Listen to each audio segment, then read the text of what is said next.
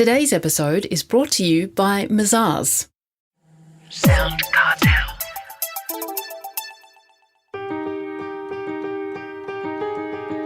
From SoundCartel, I'm Nicole Goodman, and this is Business Essentials Daily.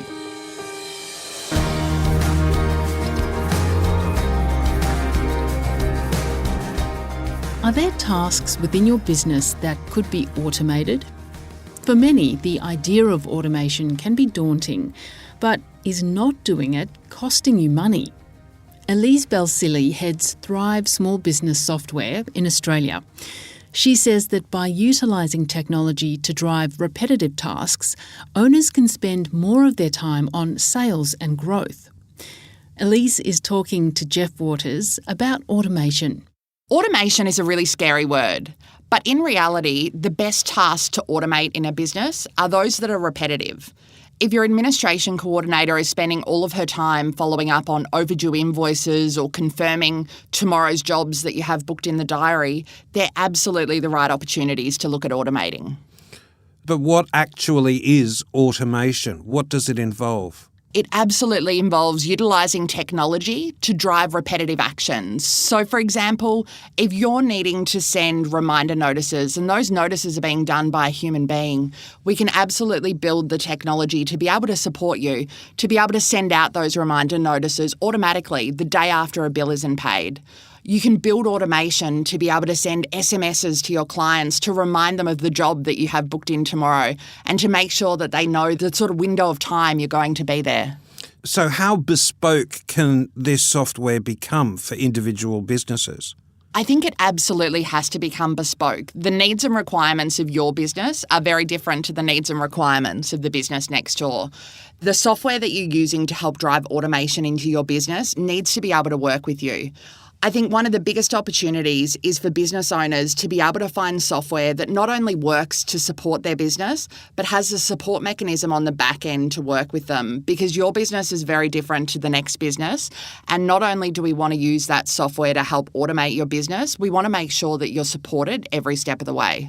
It just sounds so complex. I think on the surface it is complex, but actually the complexity sits within the technology, not on the skin that a business owner uses. The art of using automation in your business is to simplify your business, to make it easier so that you don't have to wear the burden and hassle, and actually life becomes easier. You've got more time, your business works better, the processes are far cleaner. The joy of technology is the technology itself can be incredibly complex, but actually the interface that sits on the top needs to be slick, sophisticated and incredibly easy. A business owner didn't get into business because they loved the art of using technology. They got into business because they were passionate about their craft. We want them spending more time on their craft, more time making money for the business, and less time having to spend in the back office. And how much does this technology, this automation, change the processes within an SME? I think the processes themselves don't change, but the way in which you execute those processes do. For example, a business owner today, the word CRM is a big scary word. Corporations use them, we get emails all of the time, but for a business owner... And they can be quite labour intensive. They absolutely can. But for a small business owner, there's such an amazing opportunity with opening the doors for them to be able to communicate with their customers, to communicate with their past customers, to be able to educate them on specials and offers and things that are coming up in the future, to help fill gaps in their diary for next week by sending out a special offer and offering 20% off. The concept of it, whilst on the surface seems incredibly scary, but on the back end, if we could capture every lead coming into your business and automatically populate those customers into a database, if we could provide you templates to be able to communicate with them that was so simple and easy for you to go in and edit and press send and be able to send out the special offers for next week. So instead of having a diary that was 50% full, it was completely full. Sounds like all the pain is in the setup. The setup does take a little bit of time and effort, and I think one of the pieces that we always say is to focus on your biggest problems. Don't try and transform your entire organisation because it'll become overwhelming. Focus on the areas and opportunities that exist in your business that we could improve. I was talking to one of the kitchen renovation companies in Melbourne last week, and the biggest opportunity that they found by starting to automate some of the tasks in the business was that the lady that worked in the office all of a sudden had had a whole heap of spare time. The tasks that she was spending all of her time on, logging invoices, sending out quotes, following up quotes, had all been automated. All of a sudden, she was able to follow up on sales inquiries and start booking more jobs in. And ultimately, the business received 7% more sales in a calendar year, purely for the fact that she was able to focus on driving sales and growth for the business instead of on the administrative duties that were really burdening her down. How does it help a service provider? By service provider, are we meaning plumbers, electricians? Yes. Yeah. So it definitely does help a service provider. Think of the experience of a plumber, and I think everyone's had trades and services turn up to their house and had really different experiences. Plumber 1 comes in and quotes your kitchen that you're needing to get done. He comes in and whilst he's there, he's got a phone in his hand. He's itemising the items that need to be quoted, and before he's even finished talking to you, you hear ping. You pick up your phone out of your pocket and there's a quote. You then decide that you're going ahead with the job. All you have to do is press accept quote, pay your 30% deposit, and it goes back to the office and lets them know it's done. There's no paperwork for the tradie, there's no paperwork for the business owner, and absolutely it was a delight to deal with them as a customer. On the flip side, you've got a small business owner. The small business owner comes out to look at the job and lets you know that he's going to come back to you with a quote. A week later, you then receive the quote via email.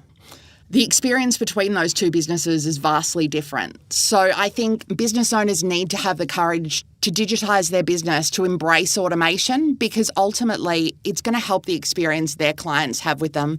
It makes them look like an incredibly professional business, and it is really going to help them as we move into the future. What is the cost of not automating? The cost is significant, and I think 10 years ago a business owner had to manage a phone and had to manage potentially a carbonated job sheet, and that was it. In today's world, you've got to update G&B with your hours. You've got to look at Facebook, Instagram, WhatsApp, text messages, emails. There are so many channels by which you can communicate with a small business. As time goes on, it's going to get more and more complex. The burden that has on a business owner is significant. Over time, it's going to eat into more and more of their time, which is ultimately either their personal time or time not spent working on jobs. The side product is business owners are starting to take the leap of faith. They're embracing automation. And if you don't also jump on board and embrace some of the technology that exists today, you're going to be left behind. Your competitors are going to be delivering such a slick client experience, you're not going to be keeping up with consumer demands. You've said that the vast majority of small to medium enterprises aren't digitised. That must have a wider cost to the economy as well. It does, and I think one of the reasons that the government's supporting small to medium business owners with some potential tax benefits at the moment to digitise their business is that they understand how important it is. COVID was the perfect example. As a corporate entity, we were all working from an office, but our data existed in the cloud. When the pandemic hit, we were able to instantaneously pivot and work from home because of the technology we'd embraced as an organisation. Small to medium business owners have the exact same opportunity today. Whilst incredibly costly 10 years ago, there are so many options out there on the market to help support your business and drive automation into the business that in today's world, the cost of not doing it far outweighs the cost of doing it. That was Elise Balsillie, Head of Thryv Small Business Software Australia.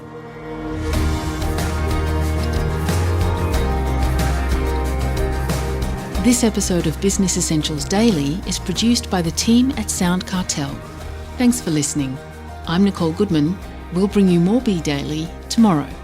Follow @BE Daily Podcast across social media and head to bedaily.com.au for more from the Business Essentials Daily podcast. SoundCartel. This episode was brought to you by Mazars.